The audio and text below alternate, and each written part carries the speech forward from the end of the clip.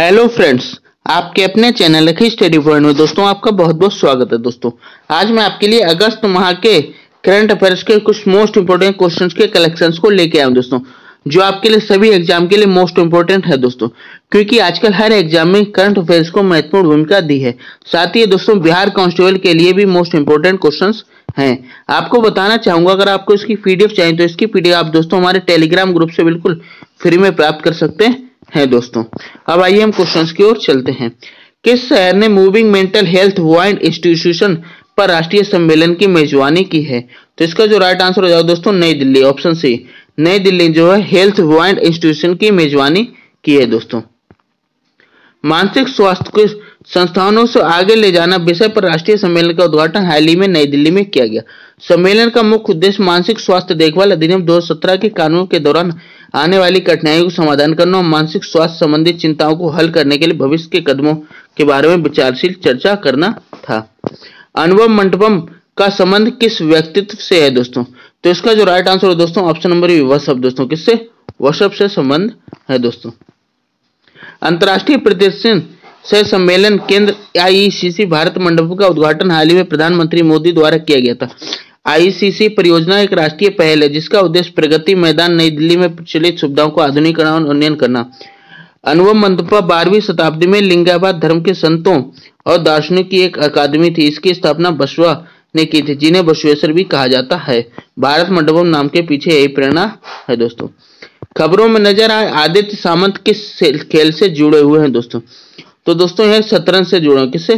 शतरंज खेल से जुड़े हुए हैं दोस्तों, ऑप्शन बी राइट आंसर हो जाएगा। अंतर्राष्ट्रीय शतरंज महोत्सव में मास्टर टूर्नामेंट एमटीयू में अपना तीसरा जीएम नाम अर्जित करने के बाद महाराष्ट्र स्थित आदित्य सामंत भारत के 83वें ग्रैंड मास्टर बन गए हैं दोस्तों। उन्होंने पिछले साल अगस्त में अबू धाबी मास्टर्स में ग्रैंड मास्टर बनने के लिए अपना पहला मानदंड अर्जित किया था। उनका दूसरा मानदंड पिछले साल दिसंबर में तीसरे एल लोब्रिकेट ओपन में हासिल किया गया था। कानूनी इकाई पहचानकर्ता एलईई में कितने अक्षर मौजूद हैं दोस्तों? तो इसका जो राइट आंसर है दोस्तों ऑप्शन नंबर 20 दोस्तों। कितने अक्षर मौजूद हैं? 20, ऑप्शन डी राइट आंसर हो जाएगा। एलईई कानूनी इकाई पहचानकर्ता एक अद्वितीय 20 अक्षर कोड है जो वित्तीय लेन देन में शामिल कानूनी संस्थाओं के लिए वैश्विक पहचानकर्ता के रूप में कार्य करता है। इसका उद्देश्य विभिन्न नए क्षेत्रों में संस्थाओं को विशिष्ट पहचान के लिए संदर्भ डेटा प्रणाली बनाना है। पूंजी बाजार नियामक भारतीय विभूति और विनिमय बोर्ड सेबी के अनिवार्य कार्य के सभी गैर व्यक्तिगत विदेशी पोर्टफोलियो निवेशक एमपीओ को पंजीकरण केवाईसी और केवाईसी खाते के लिए उपयोग किए जाने वाले सामान्य आवेदन पत्र के कानूनी इकाई पहचानकर्ता प्रदान करना है दोस्तों। हाल ही में किस अफ्रीकी देश में 2023 में तख्ता पलट हुआ है दोस्तों? तो इसका जो राइट आंसर हो दोस्तों ऑप्शन नंबर सी, नाइजर में दोस्तों। कहाँ? नाइजर देश में दोस्तों, ऑप्शन सी राइट आंसर हो जाएगा। नाइजर में इस समय सैनिकों के एक समूह द्वारा तख्ता पलट चल रहा है। सैनिक सरकारी टीवी पर यह घोषणा करते हैं देखें कि उन्होंने राष्ट्रपति को सत्ता से हटा दिया है, सरकार का नियंत्रण अपने हाथ में ले लिया जो और संविधान को निलंबित कर दिया है। हाल ही में गार्ड के कमांडर जनरल अब्दुल रहमान तिब्यानी ने एक टेलीविजन संबोधन में खुद को नाइजर का नेता घोषित किया है। किस यूरोपीय देश को आईसीसी पुरुष टी20 विश्व कप 2024 के लिए क्वालिफाई किया गया है दोस्तों? तो इसका जो दोस्तों ऑप्शन नंबर हो जाएगा ऑप्शन नंबर ए, आयरलैंड दोस्तों। किसको? आयरलैंड दोस्तों, ऑप्शन ए राइट आंसर हो जाएगा।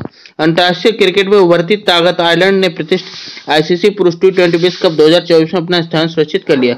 आयरलैंड पूरे टूर्नामेंट में अजय रहा। उसने जर्मनी के खिलाफ मुकाबले से पहले इटली, डेनमार्क, ऑस्ट्रेलिया और जर्सी के खिलाफ जीत दर्ज की थी।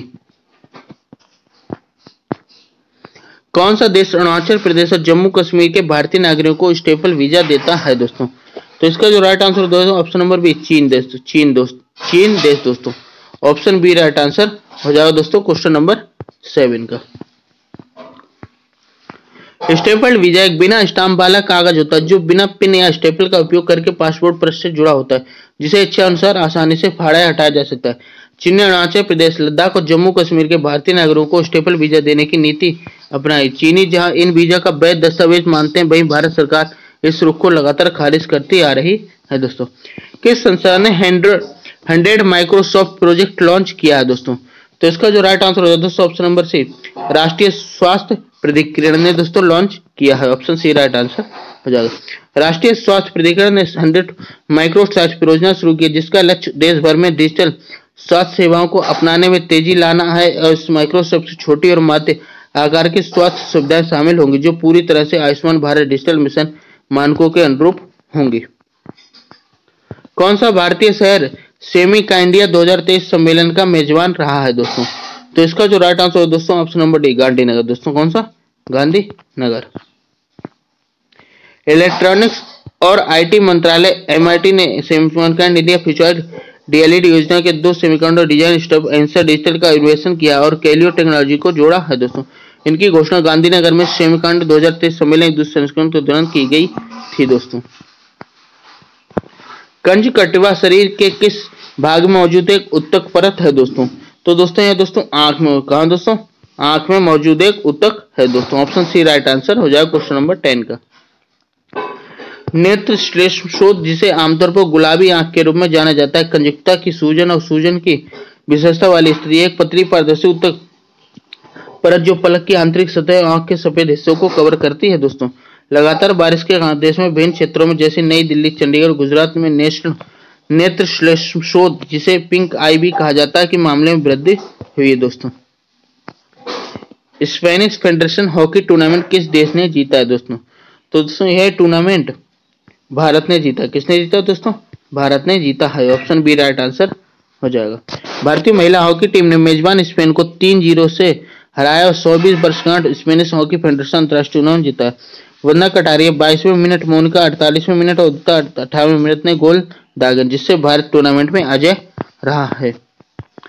कौन सा केंद्रीय मंत्रालय योजना क्वालिसिक प्रकाशित करता है दोस्तों? तो इसका जो राइट आंसर होगा दोस्तों ऑप्शन नंबर ए, सूचना और प्रशासन मंत्रालय जो है क्लासिकल प्रकाशित करता है। भारत के शीर्ष प्रकाशन गृह प्रकाशन विभाग ने विविध विषयगत विषयों पर केंद्रित एक संग्रह योजना क्लासिक पेश किया। यह सूचना प्रसारण मंत्रालय का अधीन करता है। श्रृंखला 1957 में प्रकाशन विभाग के प्रसिद्ध मासिक प्रकाशन योजना के प्रकाशित सौजन्यपूर्वक चयन कार्यों को संकलित की गई है। कौन सा भारतीय शहर मोटे जीपी भारत रेस की मेजबानी करेगा दोस्तों? तो इसका जो राइट आंसर है दोस्तों ग्रेटर नोएडा। दोस्तों कौन? ग्रेटर नोएडा दोस्तों। ऑप्शन ए राइट आंसर हो जाएगा। ग्रेटर नोएडा में Buddha international circuit BIEC Bharat की पहली मोटोजीपी भारत रेस की मेजबानी करने के लिए तैयार किया, जिससे यह मोटरसाइकिल ग्रैंड प्रिक्स की मेजबानी करने वाला 31वां देश बन जाएगा। पहले फार्मूला 1 रेस आयोजित होने के बावजूद यह पहली बार होगा जब भारत प्रमुख मोटरसाइकिल रेस की मेजबानी करेगा। 2023 तक भारत के कितने लोगों को भगोड़ा आर्थिक अपराधी घोषित किया गया था दोस्तों? तो इसका जो राइट आंसर हो जाएगा दोस्तों ऑप्शन नंबर बी, 10 लोगों को दोस्तों। किसको? 10 लोगों को जो है भगोड़ा आर्थिक अपराधी घोषित किया गया था दोस्तों। 2018 में भारत सरकार ने महत्वपूर्ण आर्थिक धोखाधड़ी करने और योजनाओं को बचने के लिए देश से भागने वाले आरोपी व्यक्तियों के खिलाफ कार्रवाई करने के लिए एक उपायक्रम भगोड़ा आर्थिक अपराधी अधिनियम FEO पेश किया है दोस्तों। इस अधिनियम के तहत प्रवर्तन निदेशालय द्वारा दर्ज किए गए 19 लोगों में से 10 लोगों को विभिन्न अदालतों द्वारा भगोड़ा आर्थिक अपराधी घोषित किया गया। यह अपराधी 40,000 करोड़ रुपए से अधिक की धोखाधड़ी में शामिल हैं। संविधान का अनुच्छेद 117 किस क्षेत्र से संबंधित है दोस्तों?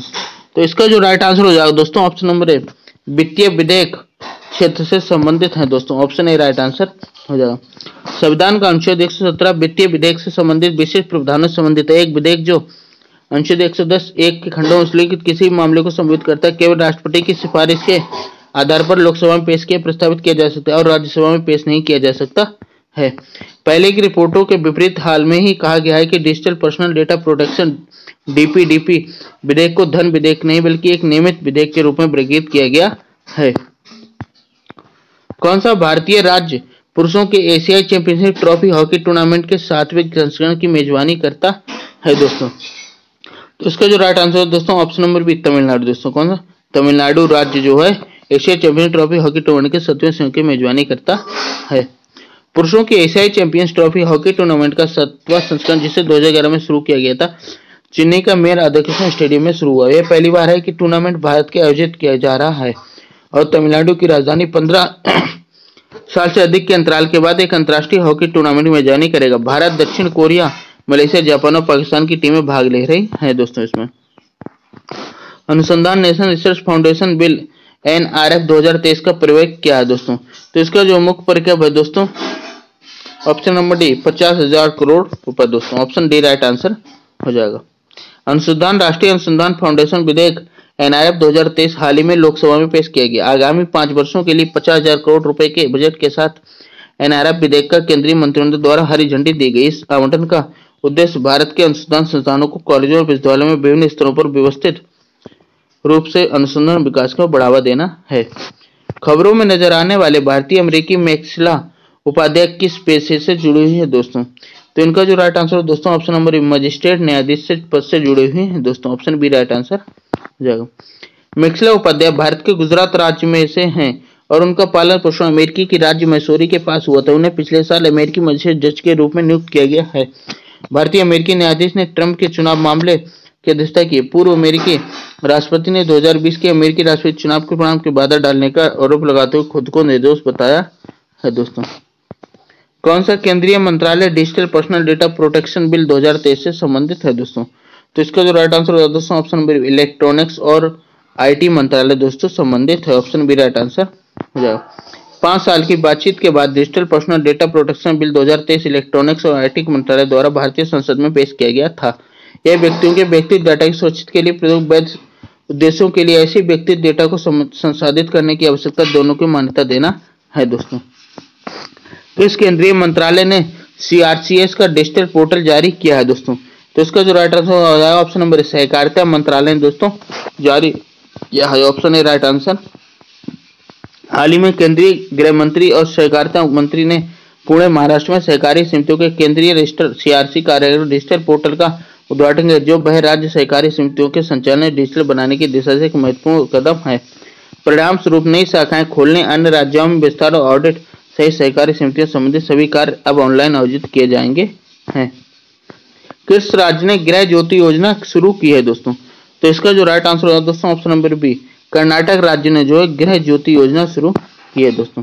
कर्नाटक सरकार ने गृह ज्योति मुफ्त बिजली योजना शुरू की, जिसका उद्देश्य राज्य के प्रत्येक घर को 200 यूनिट तक मुफ्त बिजली प्रदान करना है। गृह ज्योति योजना में लगभग 2.14 करोड़ परिवारों को लाभ मिलेगा। इस योजना के लिए लगभग 1.41 करोड़ लोगों ने पहले से ही पंजीकरण करा चुके हैं। गृह लक्ष्मी योजना के लिए सभी आवेदन आमंत्रित किए जाएंगे, जिसके तहत BPL परिवारों को सभी महिला मुखियाओं को 2,000 रुपए भी भुगतान दिया जाएगा है। इसके अंतर्गत खबरों में नजर आए जेस्विन एल्ड्रिन कौन सा खेल खेलते हैं दोस्तों? तो दोस्तों यह लंबी कूद खेल से संबंधित है। ऑप्शन बी राइट आंसर हो जाएगा। लॉन्ग जंपर जेस्मिन एल्ड्रिन ने हाल ही में स्विट्जरलैंड में आयोजित विश्व एथलेटिक कॉन्फ्लिक्ट टूर प्रतियोगिता में स्वर्ण पदक जीता। उन्होंने CTS एथलेटिक्स मीटिंग के लंबी कूद में स्वर्ण पदक जीतकर 8.22 मीटर की छलांग लगाई, जिन्होंने मार्च में बलियारी ऑडिटर सीजन ओपन में 8.42 मीटर की साथ विश्व कप बढ़त भी हासिल की थी। किस संस्था ने भारत के 75 स्थानिक पक्षी शीर्षक के रूप में प्रकाशन जारी किया दोस्तों? तो इसका जो राइट आंसर होगा दोस्तों ऑप्शन बी भारतीय प्राणी सर्वेक्षण के द्वारा। ऑप्शन बी राइट आंसर हो जाओ। भारतीय प्राणी सर्वेक्षण JDSI ने एक हालिया प्रकाशन में पता चलता है कि देश में पाए जाने वाले लगभग 5% पक्षी स्थानिक और दुनिया के अन्य हिस्सों की सूचना नहीं दी गई। भारत के 75 स्थानिक पक्षी का प्रकाशन हाल ही में JDSI के 108वें स्थापना दिवस पर जारी किया गया था। भारत में 1353 पक्षी प्रजातियों का घर है, जो वैश्विक पक्षी विविधता का लगभग 12.40% प्रतिनिधित्व करता है। 1353 पक्षी प्रजातियों में से 78.5% देश में ही स्थानिक है दोस्तों। भारत में विकसित नेबुलर गैस SING उपकरण की स्पेक्ट्रम जांच किस देश को निर्यात की जाएगी दोस्तों? तो इसका जो राइट आंसर हो दोस्तों ऑप्शन नंबर डी चीन को दोस्तों। किसे? चीन को। ऑप्शन डी राइट आंसर हो जाओ। नेबुलर गैसिंग उपकरण की स्पेक्ट्रोस्कोपिक जांच को तियांगोंग अंतरिक्ष स्टेशन के लिए थी दोस्तों के निर्यात भारत और चीन के बीच निर्यात चुनौतियों के कारण देरी हो रही है। इसे तियांगोंग पर आयोजित 9 वैश्विक प्रयोगों में से एक रूप में डिजाइन किया गया है। SIGN की एक छोटी स्पेक्ट्रोग्राफ पेलोड, जिसे 1400 से 27 तक NUV रेंज में व्यापक देश क्षेत्र में विस्तारित क्षेत्रों पर निरीक्षण के लिए डिजाइन किया गया है। लूना 25 किस देश द्वारा विकसित चंद्र लैंडर है दोस्तों? तो इसका जो राइट आंसर दोस्तों ऑप्शन नंबर रूस के द्वारा। किसके द्वारा दोस्तों? रूस के द्वारा। ऑप्शन ए राइट आंसर हो जाएगा। रूसी अंतरिक्ष एजेंसी रोस्कोसमोस ने लूना 25 चंद्र को लैंडर प्रक्षेपण के लिए सोयुज रॉकेट की असेंबली को पूरा होने की घोषणा की, जो 1976 के बाद चंद्र अनुसरण रूस की वापसी को चिन्हित करता है। स्थानांतरण रूस को संकेत बस्ती में होने वाला है दोस्तों, और प्रक्षेपण स्थान के दक्षिणी पूर्व में खाबरोव्स्क क्षेत्र को स्थित है दोस्तों।